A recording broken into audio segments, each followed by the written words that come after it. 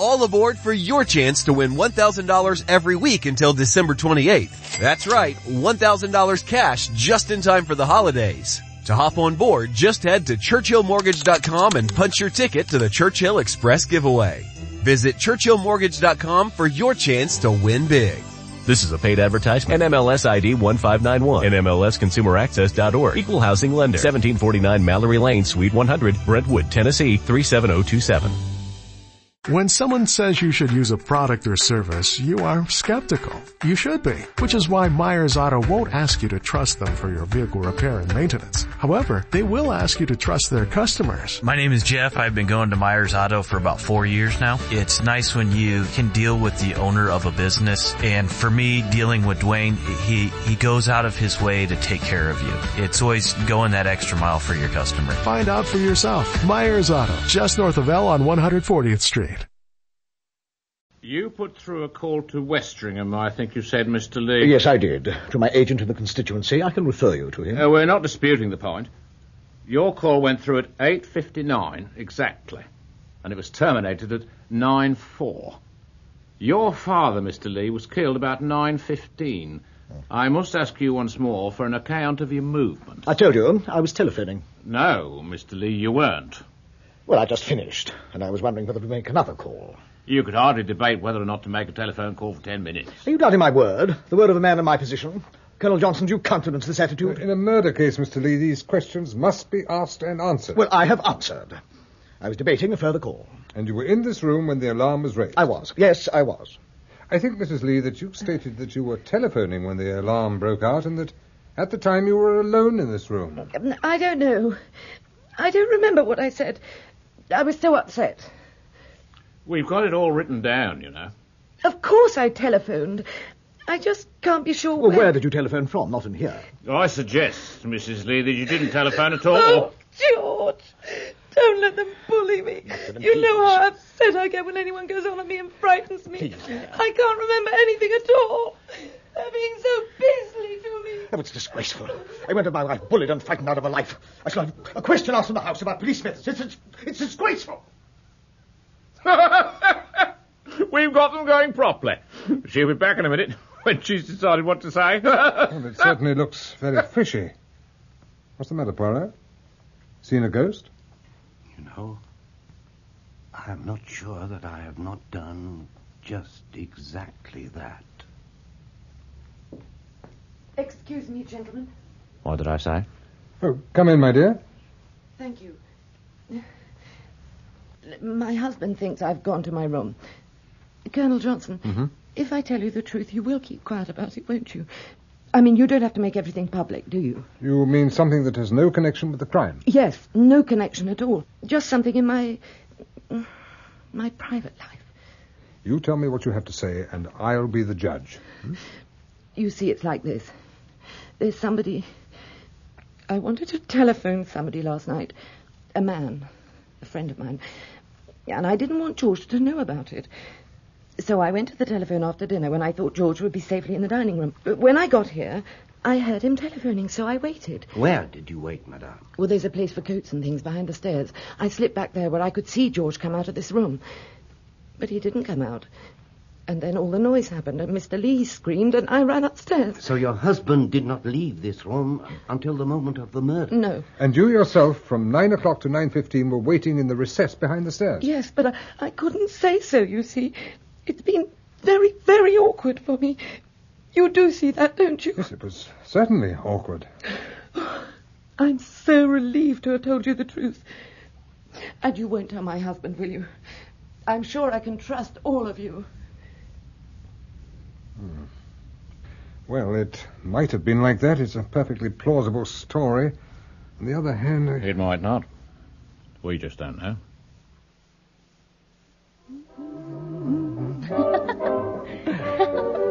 There's something I've been meaning to ask you. What is it? When I first came here, when I saw you in Simeon's room, why didn't you mention we'd met before? Because I did not know why you had come here. I thought perhaps you had come to see me. Mes enfants, oh, you are disturbing my concentration. I wanted to dance to the gramophone, but Stephen said it was wrong for a house of mourning. It sounded so strange. But we tried to muffle it as best we could with a scarf and a pair of stockings. It is silly to pretend to be sad. Come out into the gallery. I want to show you something. Come. You see? A portrait of Simeon Lee when he was a young man. But how very different he looks. Like Harry might have been 10 years ago. And now here is Madame, your grandmother. Very blonde hair, mild blue eyes. Like David. Yes. The heredity, it is very interesting. And you see here, this lady with golden hair and blue eyes. Oh. My mother. I have her portrait here in my locket.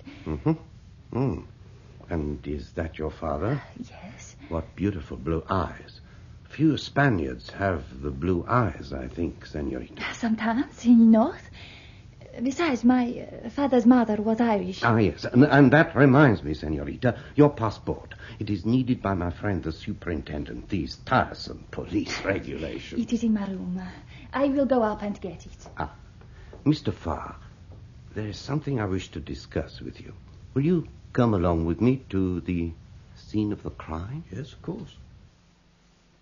Now, these two statues standing just by Simeon Lee's door, they seem to have a particular regard for their virtue. You see how they clasp their draperies to their breasts?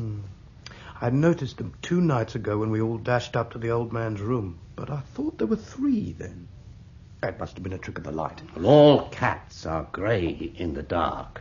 Ah, Superintendent. Mr. Poirot? Yes, I would be grateful if you would do me a small favor. Senorita Estravades has gone to her room to get her passport for you.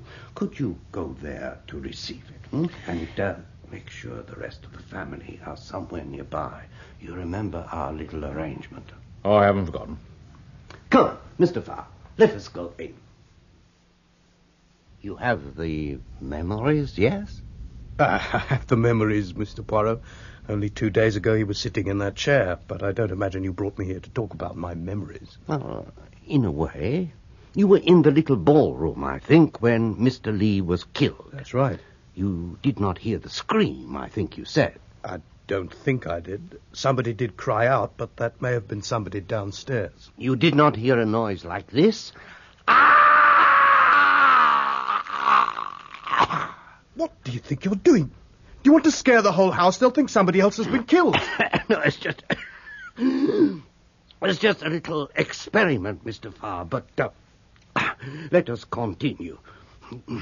You were, I think, the first person to arrive on the scene that night. Was I?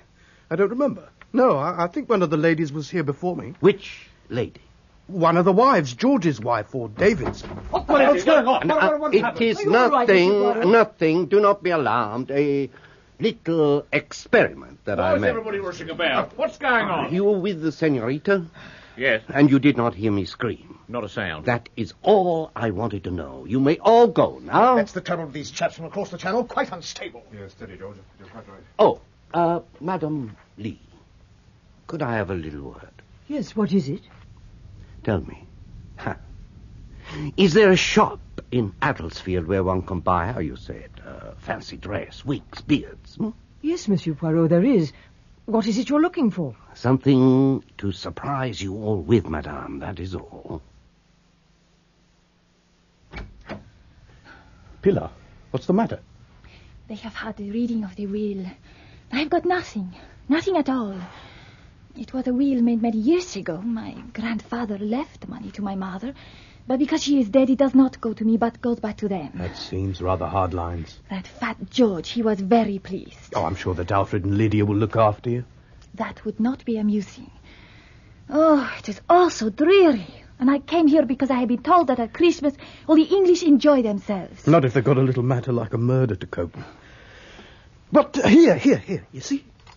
These are all the things that Lydia was bringing out for Christmas. Gold and silver balls with a tree, boxes of crackers, balloons. Balloons? Oh, I love balloons. Can we blow one up? Yeah. Lydia would not mind. Here we go. You look so funny with your cheeks puffed out. Yeah. pass it back to me here.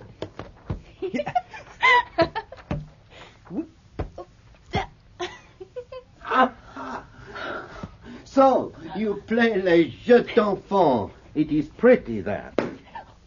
It is gone. Poor balloon. So that is what I picked up on my grandfather's floor. He too had a balloon, only his was a pink one.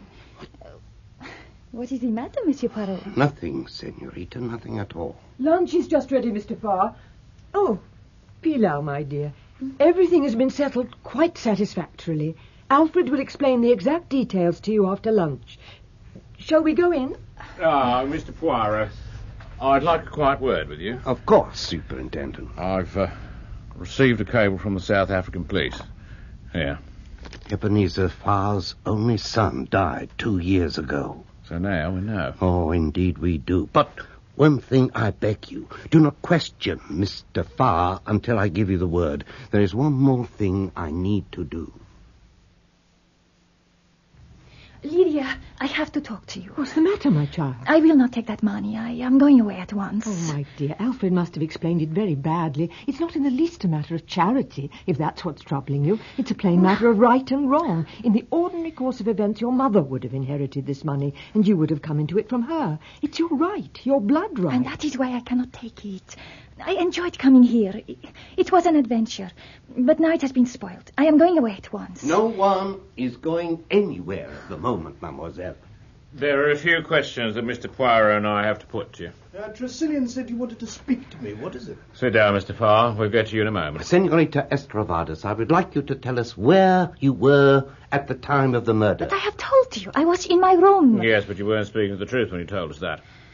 You could not have heard the scream from your room. That was the point of my little experiment. I will tell you where I think you were, senorita. You were in the recess with the statues of the nymphs, quite close to your grandfather's door. How did you know? Mr. Farr saw you there. I never saw any such thing. I ask your pardon, Mr. Farr, but you did see her. Remember your impression that there were 3 statues in the recess, not 2. Senorita Estravades was the 3rd statue you saw. Is that not so? Yes, it is true. So, now you will tell us what you were doing there. After dinner, I thought I would go up to see my grandfather. But when I turned into the passage, I saw someone else at the door. I did not want to be seen because my grandfather had said he did not want to see anyone that night. So I hid myself with the statues. Who was it you say you saw at the door? I don't know who it was. There was not enough light to see. But it was a woman. Very well, senorita. Sit down. The rest of the family will be here in a moment. We are going to have a little conference. Please, be seated, everyone. It won't take long. This is very irregular, Poirot. Getting everyone together like this? It is a little idea of mine. I wish to share with everyone the knowledge that I have acquired. I shall then invite their collaboration, and so we shall get at the truth. Now, to begin with, Superintendent, you have an explanation to ask of Mr. Farr. Well, I should have preferred a less public moment. However, Mr. Farr, we received this cable from South Africa a little while ago. Perhaps you can explain it. I see what you mean. It's pretty damning, isn't it? Is that all you've got to say? You understand there's no obligation on you you needn't to... caution me, Superintendent. I'll give you an explanation. It's not a very good one, but it's the truth. Oh, please, enlighten us. I'm not Ebenezer Farr's son, but I did know both son and father quite well. My name is actually Stephen Grant. I arrived in this country the other day for the first time in my life. I knew this was where Simeon Lee lived and that he had been Ebenezer Farr's partner. Go on. Well, the idea occurred to me to come here and pretend I was Eb's son. As you now know, he had died 2 years ago, but I remembered old Eb saying he had not heard from Simeon Lee for many years, so I thought I'd risk it. It worked like a charm, and I got to know Senorita Estravades. You can cable to South Africa and check up on me. You'll find I'm a perfectly respectable citizen. I'm not a crook or a jewel thief. I never believed you were. Now I think Miss Estravades has something to say. I would never have told you, but for Lydia Ranimani. to come here and pretend and act out a part. That was fun. But when Lydia said I should have the money, that was different. It was not fun any longer. It was cheating. My dear young lady, what on earth are you talking about? Pilar Estravados was killed when I was traveling with her in a car in Spain. I was not touched. I did not know her very well, but she had told me all about herself and how her grandfather had sent for her to go to England and that he was very rich. I had no money. And I thought suddenly, why should I not take Pilar's passport and go to England and become very rich? But how did you find out, Monsieur Poirot? Mademoiselle, if you have studied the laws of Mendel, you would know that two blue-eyed people are not likely to have a brown-eyed child. I think there's a good deal more you haven't told us. I suggest that it was you who had stolen the diamonds and that your grandfather had sent for you. He accused you of the theft. Perhaps he tumbled to the fact that you weren't his granddaughter. You slashed at him with a knife. It's not true. I did not steal a diamond. I did not kill him. Of course she killed him. I always said an outsider killed my father. It is preposterous to pretend that one of the family would do a thing like that. And yet, that is what did happen. What? Signor Lee was killed by his own flesh and blood for what seemed to the murderer to be a very good and sufficient reason. One of us? Who are you to suggest such a There thing, is sir? a case against every person here. You, Mr. George Lee, you had no love for your father. But he had threatened to cut your allowance that very day. I absolutely refute. Your wife, too, had a motive. She is, I think, in debt. And the tone of certain of your father's remarks may have caused her uneasiness. She said she went to telephone, but we know that she did not do so. And then there is Mr. David here. He did not forget or forgive the way his father had treated his mother. He is supposed to have been playing the piano at the time of the murder, the Dead March. But suppose somebody else was playing the Dead March, somebody who knew what he was going to do and approved his action. That is an infamous suggestion. All right, Monsieur Poirot. What about Alfred and me? We were together in the dining room at the time of the murder. Yeah. Suppose it is all part of a clever plot. One of you remains in the dining room, talking and quarreling aloud, as though there were two of you, while the other goes upstairs and kills the old man. This is preposterous. Do you really mean to tell me? I have to show you the possibilities. These are the things that might have happened. Then there are the circumstances of the crime itself. A heavy table and a heavy chair are overturned in a struggle involving a frail old man. He was fighting for his life, Poirot. There are so many things which did not fit. Why was the door locked from the outside? What was the meaning of the piece of rubber and the peg found on the floor?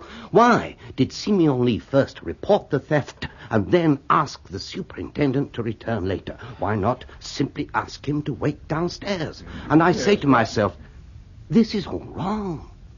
We are looking at it from the angle the murderer wants us to.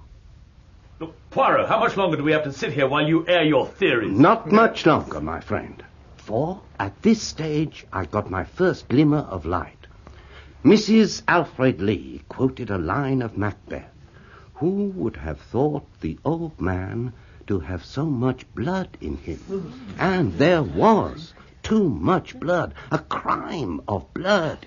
It is Simeon Lee's own blood that rises up against him. And the second valuable clue came from Tresillian. You remember what you said about answering the door? That it had all happened before, sir. Now, yes, why did you have that feeling? Look at Mr. Harry Lee and Stephen Farr, and you will see why. They are astoundingly alike. That was why opening the door to Stephen Farr was just like opening the door to Harry Lee. Now, you remember that outburst of Simeon Lee, that he would swear he had better sons born the wrong side of the blanket. Simeon Lee had not only his legitimate family in his house, but an unacknowledged and unrecognized son of his own blood. Look, Mr. Poirot. And that was your real reason for coming here, wasn't it, eh? You were coming to see what kind of a man your father was. Yes.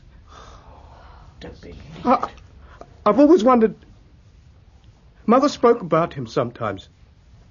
It grew into a kind of obsession with me. I wasn't going to let him know who I was. I just wanted to see the man who was my father. Lord, I've been blind. I can see it now. So, Miss Estravadas, or whatever her real name is, was lying. It wasn't a woman she saw standing outside the door. It was you. And she didn't want to give you away. No. You're wrong. It was me she saw. You, madam? Yes, I thought so. I was frightened. David playing the Dead March. I knew I shouldn't have insisted on her coming here. I meant to go and tell Mr. Lee that we were going to leave at once. I went up to his room and knocked on the door. And I heard a sound inside the room. Tables and chairs overturned, and that one last horrible cry. I couldn't move. And then the others came along, and they broke the door down and found Mr. Lee. But there was no one else there. And no one had come out of the room. And all this time you have said nothing? I thought you'd think it was I who killed him. No. You did not kill him. His son killed him. I swear before God, I never touched him. Not you. He had other sons. What are you driving at, for goodness sake? No wonder poor Tresillian felt confused when he answered the door not to 2, but to 3 men who resembled each other closely, who at a little distance could pass for each other. Yet the similarity was not always easy to see, for the third man had a moustache. But apart from you, Monsieur Poirot, the only man who has a moustache is... All your life, Sugden, you've resented the wrong your father did you. I think you determined long ago to kill him. A police superintendent has a grand opportunity of committing a murder and getting away with it. What? You're mad. I was outside the house when he was killed. No. You killed him before you left the house the first time. It was you who rang him up and spoke vaguely about an attempt at robbery. You came here and told him a tale about substituted diamonds. He opened his safe to show you the real diamonds were still in his possession. You cut his throat, holding your hand to his mouth so that he wouldn't cry out. Child's play to a man of your physique. But I heard the struggle. I heard him scream. Nah, it was all part of a carefully planned illusion. You piled up tables and chairs, lamps and glasses, and twined a very thin cord in and out between them. Then you passed the 2 ends of the cord out through the narrow slit at the bottom of the window and let them hang down the wall. You had with you a bottle of some freshly killed animal's blood, to which you had added a quantity of sodium citrate. You sprinkled this about freely because, to satisfy some primitive instinct, you wanted the murder to look like a ritual sacrifice. So when we all sat down to dinner, Father was already dead? Exactly. You hid the diamonds in Lydia's Dead Sea garden. A little before 9:15, you returned, and, going up to the wall, you pulled on the cord. That dislodged the furniture and the china, which fell with a crash. You pulled one end of the cord and rewound it round your body under your coat. But I distinctly heard him scream. Like the cry of someone you said who had no soul. Yes. Inhuman, like a beast. Yes. But it was Harry Lee who came nearest to the truth. It sounded like killing a pig? Just so. Do you know those long bladders with faces on them called dying pigs? As the air rushes out, they give forth an inhuman wail. You arrange one in the room and stop the mouth of it with a peg connected to the cord. So, on top of the falling furniture came the scream of a dying pig. So that is what I found. Yes, but after the superintendent took the remains of the bladder from you, he substituted a piece cut from Mr. Lee's sponge bag. It answered to the same description. And it was not until you were playing with a balloon that burst, and you said that it must have been a burst balloon you had picked up from Simeon's room, that I saw the truth. And all because I played with a balloon. Yes, senorita. But you must already have given the superintendent one very nasty moment. Do you remember when you said of Simeon Lee, he must have been a very good-looking man when he was young, and you turned to Sugden and said, like you meant it quite literally. When were you sure, Poirot? You remember, Mrs. Lee, that I asked you if you knew of a fancy dress shop? Yes, Monsieur Poirot. Well, I wanted to buy a false moustache to try on Simeon Lee's picture. When I did so, Superintendent, the face that looked at me was you. God rot his soul in hell. Oh, I'm glad I did it.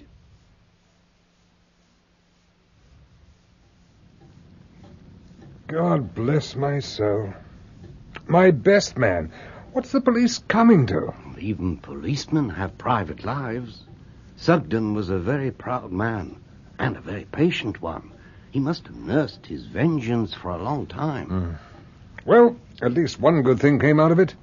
Pilar is going to marry Stephen. That rounds things off nicely.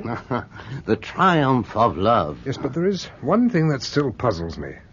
What was George Lee doing after he telephoned? Why wouldn't he tell us? He was having a look through his brother Alfred's papers. He was trying to find out how he stood financially. God bless my soul. Well, the fire's going well. I always say nothing like a wood fire. Pour moi, every time the central heating.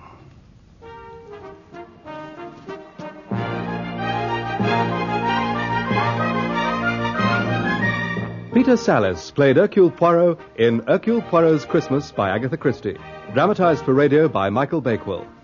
Superintendent Sugden was Edward D'Souza, Colonel Johnson, Manning Wilson, and Simeon Lee, Cyril Luckham. Alfred, Richard Durden, Lydia, Rachel Gurney, George, Gordon Reed, Magdalene, Avril Clark, David, George Parsons, Hilda, Sheila Grant, and Harry, Nicky Henson. Stephen Farr, James Good, Pilar Estravados, Deborah Makepeace, Horbury the manservant, Stuart Organ, Willie the footman, David Goodland, and Tressilian the butler was Derek Guyler. The play was directed by Enid Williams.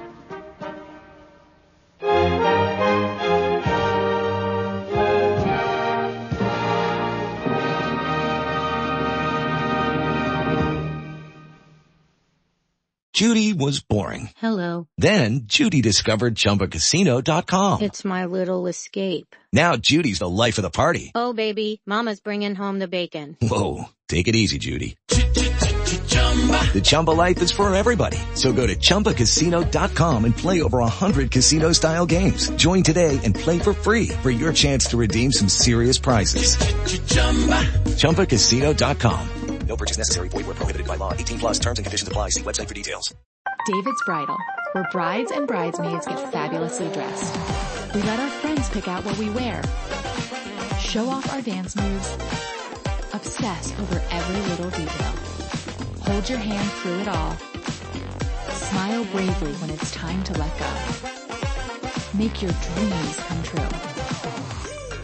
The things we do for love. Only at David's Bridal.